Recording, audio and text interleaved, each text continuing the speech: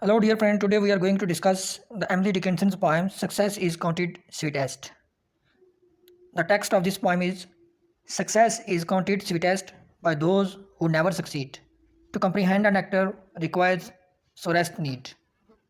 Not one of all the purple host who took the flag today can tell the definition so clear of victory. As he defeated, dying on those forbidden year, the distant strands of triumph burst agonized and clear. The meaning of this poem is actually fairly straightforward, but as so often with Emily Dickinson, the metaphors and analogies she chooses to illustrate the poem message are perhaps little less so. First, success is counted sweetest, we are told by those who never succeeded. Always we have listened about the success from those who never succeeded in on life. We are told by those who never succeeded all at all. And in other words, the idea of success is most desired by those who never attain it.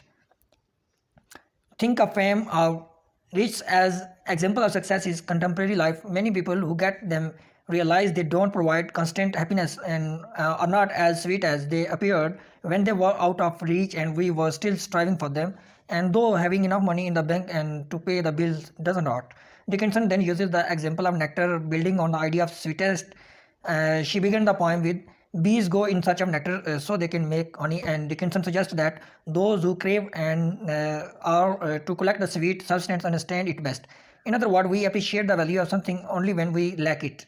It's a habitual or it's a reality of the life.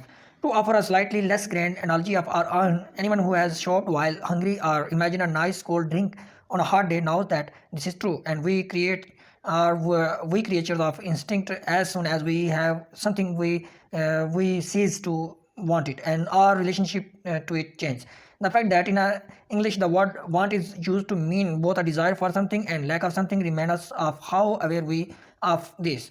And the second and third stanza of the poem, Dickinson turns to example of war and contemplates victory versus defeat. Actually try to told us about the victory and defeat, and those who are victorious in a battle cannot fully comprehend how important it was to win, whereas those who are defeated and dying on the battlefield know all too well the price of failing or remaining unsuccessful to succeed. Dickinson turns from rather trivial or light-hearted example in the first stanza, as she used we might read nectar not as a literal reference to bees but as the metaphor for wine, and that sweet nectar which we humans enjoy for its taste and scent, and to altogether more really and commentarious matter for the rest of the poem. And the success is counted sweetest is a poem about how those who lack something desire something the most keenly, but this would be a platitude, I think so. And if it were for the added twist, Emily Dickinson gives this idea, namely that paradoxically, or those who haven't experienced something understand it the best. As Victor Hugo put it, need of the immaterial is the most deeply rooted of all need. One must have bread, but before bread, one must have the idea. And this was the Emily Dickinson's poem, and I hope you all enjoyed this lesson. And if you enjoyed, please subscribe my channel and share this video with your family and friends.